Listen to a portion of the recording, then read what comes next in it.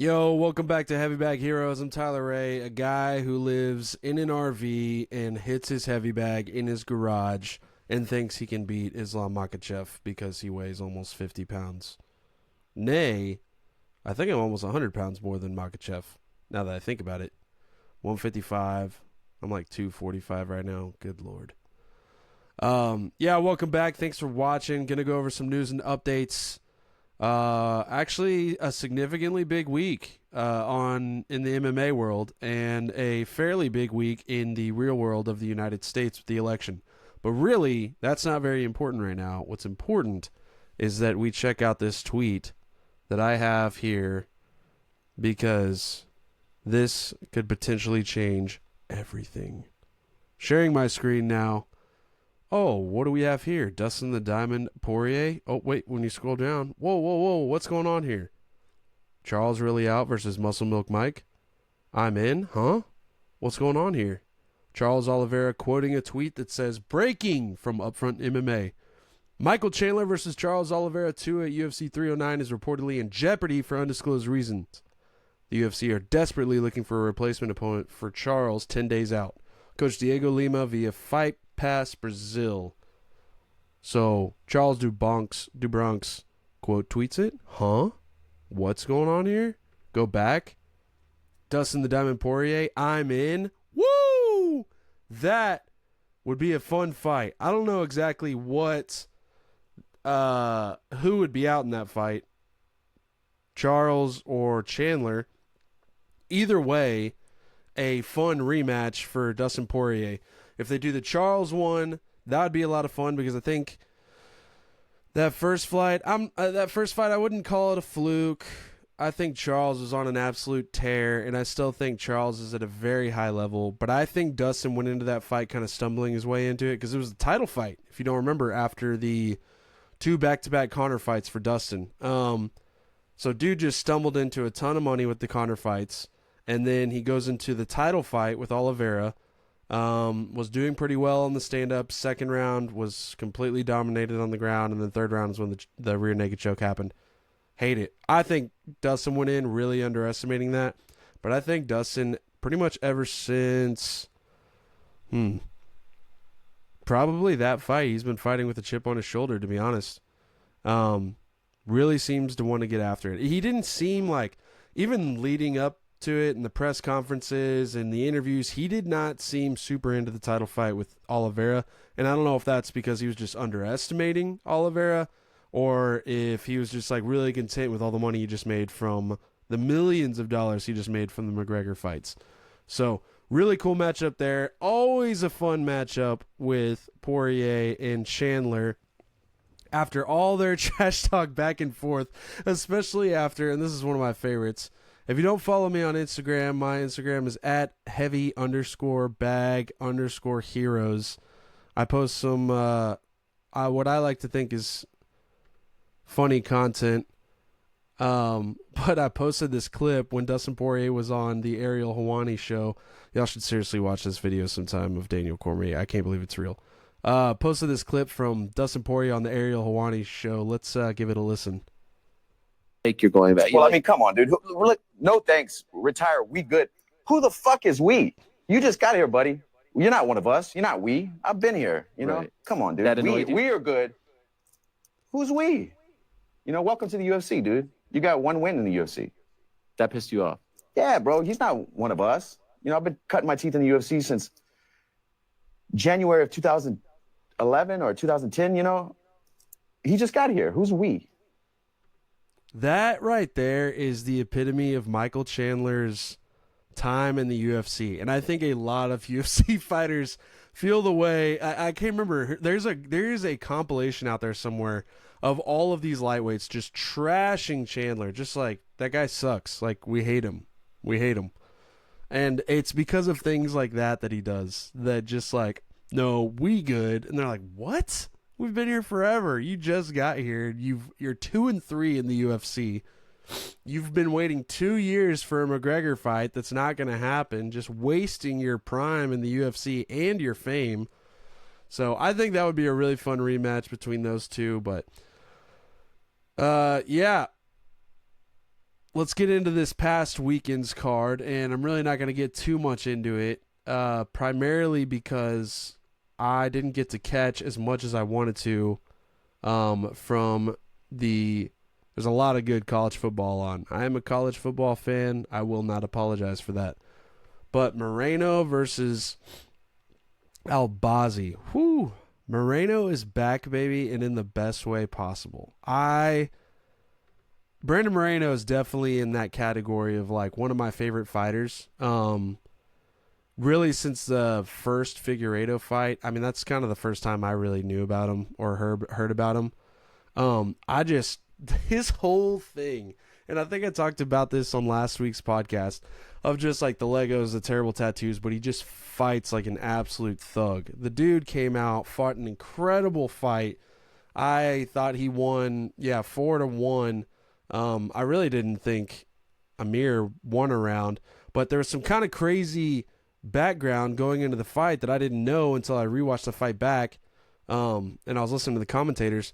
So Albazi has come from a year and a half long layoff. The last time he fought was like June or July of 23 versus Kai Kara France. Super controversial decision, by the way. But if you listen to the fight, you'll hear the commentators talk about some of the stuff Albazi was going through. One of those being having heart issues, where he was experiencing a 230 BPM heart rate during training sessions, which is insane. To put that into context, and I know kind of differs body to body, but it should not differ as much as I'm about to describe it differs. When I work out, I have an Air Assault bike, the Air Fan bike in my garage. That thing is a murderer of humans. You'll never beat it. It will always beat you. You can't beat the air bike. But it is the number one heart rate to the moon piece of equipment I think there is. And if I go all out as hard as I can and go until I literally cannot, I think fall off, lay on the floor, I'm dying. I think the highest I have ever gotten my heart rate and felt like I was on the verge of a heart attack was maybe 189, 190. And for him to be at 230 is insane. And I can't remember if the commentator said he had to get surgery for that, but he did have to get surgery on his neck, I believe, as well. So he's coming off of that, a very long layoff, in a new camp. They were making some pretty great... I thought the commentators were making some pretty good points about his hesitancy in this fight. He's fighting the number 2 guy, a former champion. But Brandon Moreno came in. This is a huge confidence booster for him. I thought he fought a really good fight, got in his range, just looked awesome while he did it. That's the one thing I love about Brandon Moreno is he fights like how you would imagine a thug on the street or like a street fight would go. He just looks like a gangster when he fights. That's the only way I know how to put it. He's just really heavy boxing stance, not kickboxing. His hands are up. He's moving around. Good head movement. Really good fight. Really thought he had the range dialed in. Albazi, credit to him, in the 5th round, he was like, come on, let's go, waving Moreno in, and they kind of went at it. He did the Max Holloway point at the ground, and they stood there and banged for a little bit, not super hard, but they didn't back up, which was good. Most guys have pointed at the ground, like Israel Adesanya, and then backs up, runs into the fence, and gets choked out by Dricus du Plessis, but that's another story. So, really good fight there. Really enjoyed that one. I was able to catch I think 3, 4, and 5, rounds 3, 4, and 5 live. Really, really awesome to see Brandon Moreno do so well. And then I went back and watched the full fight today. Really good fight. And then Aaron Blanchfield versus Rose Namajunas. Kind of checked into this one late as well. When I checked in, Dean Thomas was on the mic saying the Rose was fighting a really good fight and kind of explaining how Blanchfield, what she needed to do to win, and then I think she did exactly that. So, saw some people complain about this fight, like Blanchfield had a boring wrestling her way to victory, but she had 193 total strikes to Rose's 101, 2 takedowns. They don't have control time here on the UFC website, which is kind of interesting. Significant strikes by position. Very interesting. 103 for Blanchfield at distance, 2 at the clinch, and 5 at ground. I didn't even know that was a statistic marker that they tracked. But yeah, I mean, I love Rose. I don't know what happened. I don't think she was in the same camp or was in Trevor Whitman's camp this time, which I thought was really interesting. I'm not a huge fan of Pat Barry, primarily because of the Carla Esparza fight. He was like, you're up, you're doing a great job, your defense is amazing. And well, let's pull it up. How many strikes were thrown in that fight? I got a bone to pick right now. I'm just going to go ahead. Let's see. Esparza. Oh, yeah, I forgot Nama Yunus. Yeah, she fought back in July. Oh, man, that was such a hard fight to watch, that Esparza fight. I could not believe that was real. I think everyone was like, what in the world just happened? Yeah, that was Gaethje versus Charles Oliveira. Total strikes in a 5-round fight. Rose Namajunas, 38. Carla Esparza, 30. Rose had 1 takedown. Carla had 2 of 11. Golly, that was such a bad fight. My Lord, I could not believe that was real. Round 1, 4 strikes each. Round 2, 3-4, Carla. Round 3, 11-9, Rose. Round 4, 7-8, Carla. Round 5, 13-5, Rose with 1 takedown. Golly, that was unbelievable. Cannot believe that was a real fight. Unbelievable. So, yeah, to go back to the card from this past weekend, really am happy to see Brandon Moreno doing well. I am probably going to get in later into the podcast, later into this matchups. I've been meaning to do like a going through the rankings and try and make some matchups that are fun, or that I think should happen. So really excited to have Brandon Moreno back. Took some time off. I think the last time he fought was in February. So really excited he's back. This upcoming weekend we got Magny versus Prates. The Fighting Nerds, man. I don't see them slowing down anytime soon. And Neil Magny is not doing hot. I mean, he got that win over Mike Mallet, but then got very quickly beat, I believe, in his last fight versus Morales. I think we talked about that in the last episode. Yeah, first round, 4 minutes, 39 seconds, TKO. And then versus Mallet, third round. That was the weirdest fight. Oh, my Lord. That was such a weird fight. Was getting beat the whole time by Mallet and then comes back, somehow gets the TKO. Really crazy fight. Carlos Prates. Yeah, what are the odds here? Pretty wild. -800 to +550. That sounds exactly right. It's exactly what I would imagine it to be. Prates, really good record in the UFC. Nothing but knockouts and TKOs. Hasn't made it out of the second round yet. Hey, yeah, that fight versus the Leech was crazy. I think that was the Israel Adesanya card versus Dricus du Plessis. Yeah, that was an insane fight. When Prates got locked in, it just was like he could not stop. I don't know what I'm trying to say here. He could not miss. That's what I'm trying to say here. He could not miss. He was on target the whole time. So that's going to be a really good fight. A lot of other fighters on this card that I honestly don't know. And as this podcast progresses, hopefully I will know. Can give y'all some good insight. But yeah, I really don't. I think the only guy I recognize is this guy, Gerald. Let's see who he's fought recently or what. Let's see. Oh, Barberena. Yeah, that was a while ago. March 16th. Petrosky fought August 19th of 23. And then I don't remember that fight, but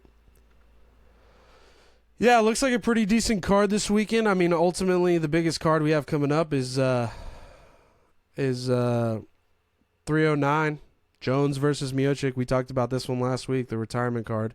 The odds did change a little bit, I believe. I think they were like minus 650 or minus 625 to like 5 plus 525.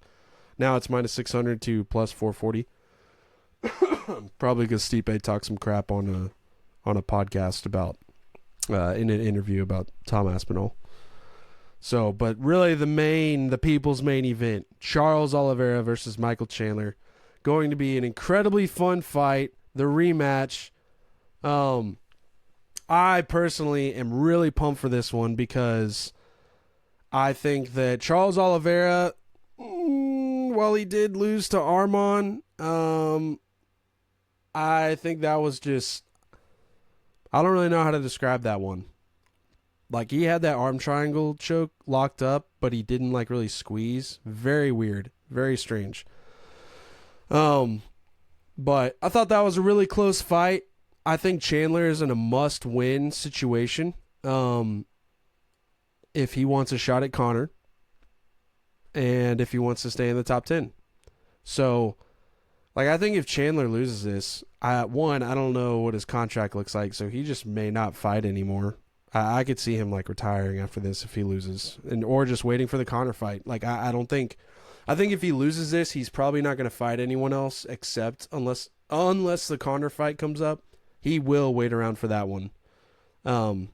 If he wins this, I could see him maybe fighting another top 3 guy, or top 5 guy, top 10, whatever, and trying to go for the belt. But I don't really think that's his goal. I think he's here to make money. He's made that pretty obvious, sitting around waiting for Conor for so long. He knows, like, a win over Conor isn't going to do anything. A win over Conor is not going to put him in the top 3. It's not going to, like, I don't even think Conor's ranked in the lightweight division right now. But it's not going to put him in the top 3. It's not going to give him a title shot. So it's like, your motive is very clear as to what you're doing. You're sitting around waiting for this. So if he's kind of changed his mind now and he's like, all right, let's get it. But, like, you've already wasted your time, dude. You've wasted your prime in the UFC. And it's very upsetting that is the case because he was a really exciting fighter to watch. But to go back from earlier, whenever he says stuff like that, drives me absolutely nuts. Drives me up a wall. Seems like a great guy, great dad, great husband. His Twitter account is just unbelievable. So really excited for that fight. I think we talked about some of these other fights on the card coming up in last week's podcast. So I'm kind of looking forward to this one, like maybe like a 6 or 7 out of 10. I'm mostly looking forward to Oliveira versus Michael Chandler in the Bo Nickel fight. I'd like to see Bo Nickel get tested a little bit. I don't think there was anything else. Oh, wait, there is something. I thought there was a fight earlier that I was excited about, but maybe not. Jim Miller, baby! Weidman coming back after his eye poke fiasco. Unbelievable. But yeah, some good things happening in the UFC. In other news, Max Holloway staying at 155, and we'll transition this into the kind of ranking matchups that I'm going to go through. I think that is such a good idea. I think the 145 division, like, Max has done his thing. He's done a great job. If he goes up to 155, he obviously shows that he can hang with the big boys, you know, fighting one of the biggest boys, not, well, I guess, yeah, in physical stature, he's one of the taller fighters in the lightweight division. But I think it is a great idea because there are a ton of great strikers in that weight class and a lot of really good matchups I think you can make with Max. So would love to see him get the 155 belt and then maybe clash with Ilia Topuria for double champ status if Ilia came up for it. But I also want to see Ilia versus Islam. That would be a really fun fight. But to go ahead and get into it, like, we'll talk about that in a second. So getting into the rankings and some fights to make. Obviously, you got to make pound for pound, number 1 versus number 2. Islam Makhachev versus Alex Pereira. Fight must happen. Dana, Hunter, we got to make it happen. Obviously, I'm joking. That would be pretty wild if they made if Islam went up and fought Pereira. I just really don't like Islam right now after beating Dustin. I respect your game, Islam. Dustin's just my guy. He's my guy.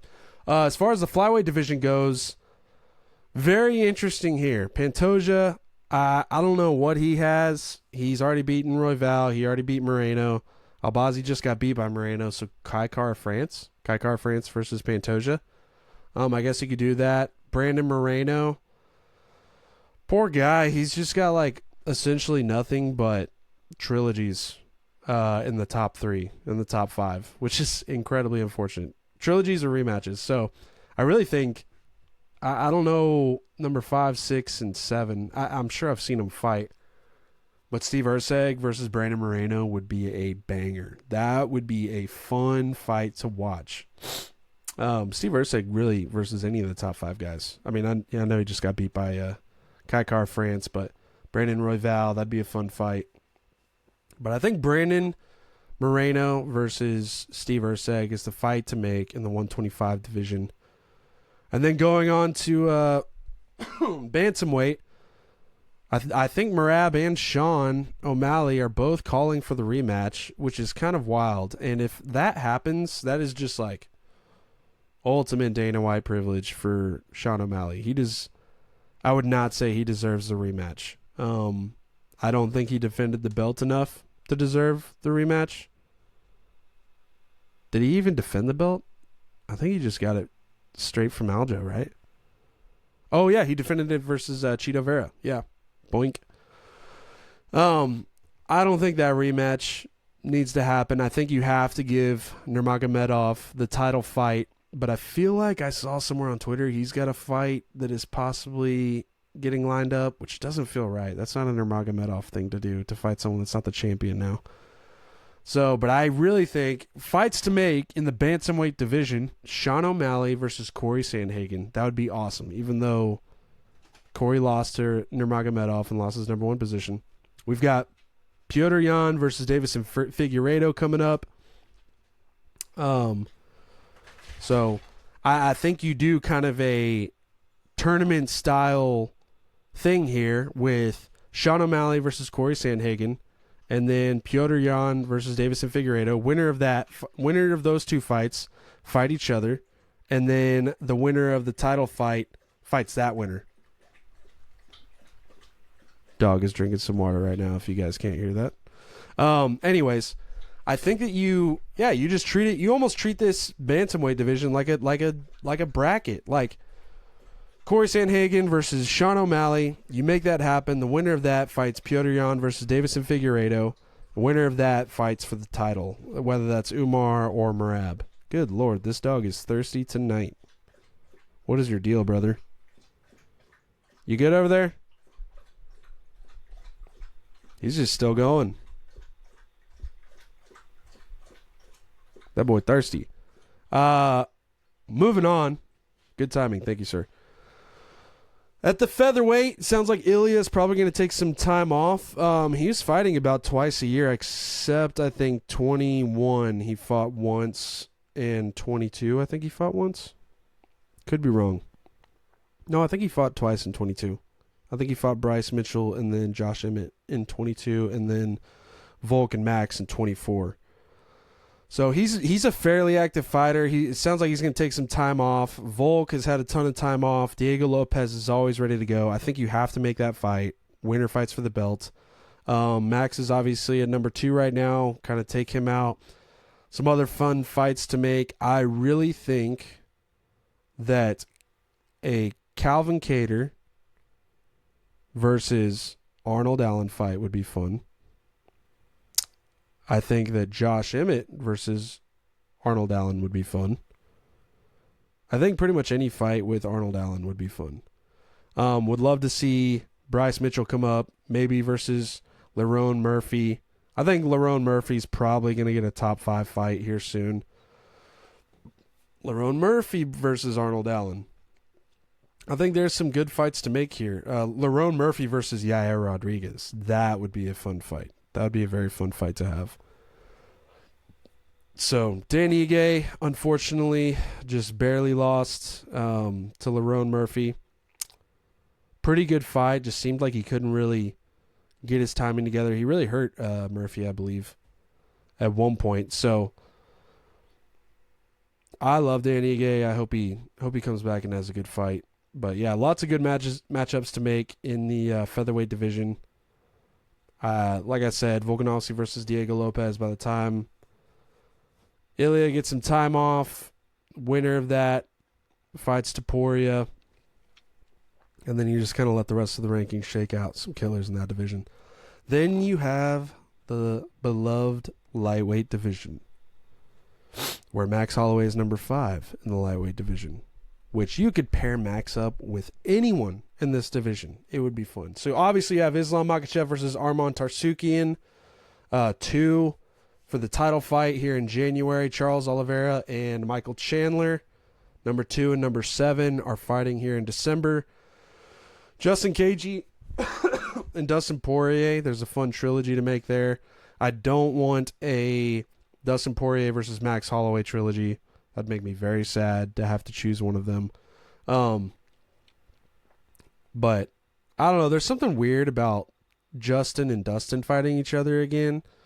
Although the trilogy makes sense because it's 1-1, it's like that puts them both, like they're still sitting in the top 5, and one of them sitting in the top 3. So it's like, I mean, obviously I think the Oliveira fight, whoever wins that might get a title shot. Don't know why Chandler would get a title shot off of that. I don't think he deserves one. Oliveira, yes. But Dan Hooker versus Max Holloway would be fun. Dan Hooker versus Dustin Poirier 2 would be a lot of fun. But really, the fight that I would love to see, because Dan Hooker's on this come up, he's coming back after the Mateusz Gamrot fight, which I kind of thought he lost, but maybe not. I need to go back and watch. Dan Hooker versus Justin Gaethje would be awesome. I would love to see that fight. It would be an absolute banger. And then Dustin Poirier, I think he fights down in the rankings. Maybe Fiziev. I know they talked about that possibly for March. He's probably not going to fight Gamrot. Gamrot's probably not going to fight them because they're teammates. Max Holloway, I think he fights up in the rankings. I think he has to. I think doing Charles Oliveira versus Max Holloway would be a great fight. If Charles or Chandler need to do another fight before the title, give him Max Holloway. I think that's a great fight to make. So, Moicano, who is Moicano calling out? I can't remember. I know Moicano's trying to come up. Rafael Dos Anjos is still number 15. That's pretty wild. Paddy Pimblett versus Moicano. That would be a fun fight to see. Paddy Pimblett's he's always going to be fun to watch. So, lots of good fights to make there. I think the biggest takeaway, Justin Gaethje versus Dan Hooker, would be awesome. That would just be a banger fight. And then winner of Islam versus Arman, probably, I would imagine, would get Charles versus Chandler. As weird as that is, but moving on to welterweight, Bilal Muhammad is out. He's probably going to be out for a long time. I don't expect him to come back until late summer or fall of next year. So I think in the meantime, you make Shavkat versus Usman. That would be awesome. Usman definitely deserves it. I don't think he got the title treatment. He didn't get the special treatment he deserved for being such a long reigning champion and being such a UFC man. So I think you do that for the interim title, and then you do Leon Edwards versus, I think, Jack Della Maddalena, even though Sean Brady is tied with him at 4. I think you do, the fun matchup would be Sean Brady versus Colby Covington. That would be a lot of fun. I would really like to see that. I think Colby Covington would get the crap beat out of him. And then obviously got Ian Machado Gary versus Buckley coming up.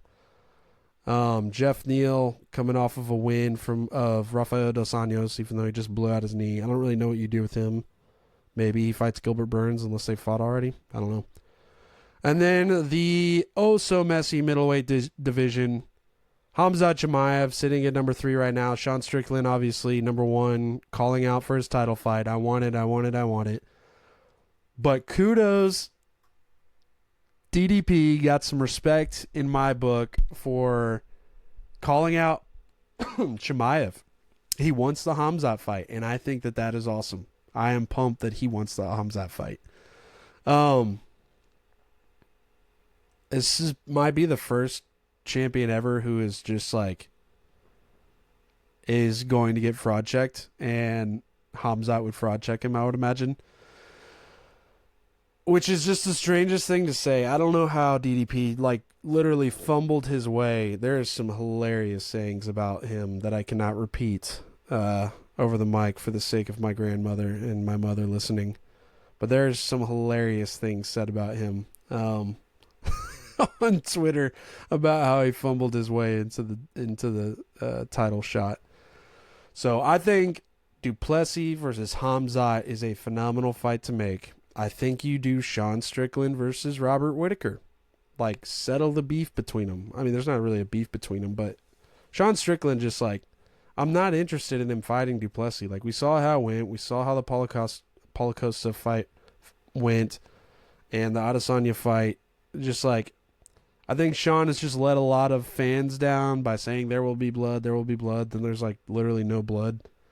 So I think you put together the Whittaker fight, and then you give Israel Adesanya Caio Borralho. I love Caio. He's one of the fighting nerds.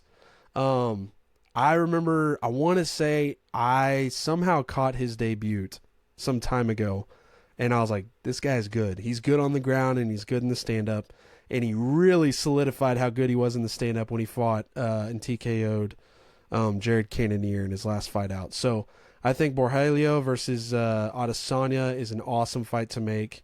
Shara Bullet called out Adesanya. I don't really think that is the fight to make. But I definitely think Shara Bullet has to fight someone in the top 10 now, for sure. Paulo Costa, he's number 11, but I think that would be a fun fight. Marvin Vettori, don't even know why he's in the rankings. Has anyone heard from that guy? Is he alive? I don't know. Truly do not know. And then you got the light heavyweight division. Obviously, I think you got Alex Pereira versus Magomed Ankalaev coming up next. I think you make Yuri versus Jamal Hill, and then you do Jan Blachowicz versus Khalil Roundtree. Give Khalil another shot in the top 5. See if he belongs in the top 5. I think that is an awesome fight to make. I really like Khalil. I think he deserves a top 5 shot. Jan, I don't even know where Jan's been, but he needs to come back. Should be a really good fight. And then the heavyweight division, the very strange heavyweight division. I really don't even know what matchups to make other than Tom Aspinall versus John Jones. But, like, I don't know. People are like, oh, it needs to happen. It needs to happen. Like, no, it does not. It does not. Like, I will die on whatever hill I need to say that Tom Aspinall beats John Jones right now. Prime for prime, John Jones crushes him. There's no doubt in my mind that John Jones crushes Tom Aspinall prime for prime. But Tom is in his prime, and John Jones is not. Like, we got how long was the fight? 2.5 minutes with Gone? We got a 2.5 minute clip of John Jones in the heavyweight division. Just have no idea what he's going to look like. But you do have Gone versus Volkov. That's going to be a really fun fight. I think the winner of that fights Aspinall. Pavlovich, I guess you do like a Curtis Blades fight. He's right below him. And then Stipe's down at 8, getting the title shot for whatever reason. Yeah, there's really not a ton of stuff going on in the heavyweight division, to be honest. There's just not a lot of movement. These boys are moving slow up there. And then the women's division. What women's division? Yeah, but those are the matchups I'm thinking right now. I think it'd be a lot of fun. So appreciate you if you've listened this far. I'm Tyler Ray. This is Heavy Bag Heroes. Follow me on Instagram at heavy_bag_heroes. Trying to keep up with the latest news, put out some funny content. Really, I just am doing this because I love talking about MMA, and not everyone wants to talk about it with me. But I love talking about it, love going through the rankings, matchups. It's all fun, man. This is just do what you love. If you love doing something, just like love it, man. Doesn't matter what people say. You know, who cares? Just do what you love. That's what it's all about. So appreciate anyone who's listened this far. Stay blessed. Thanks.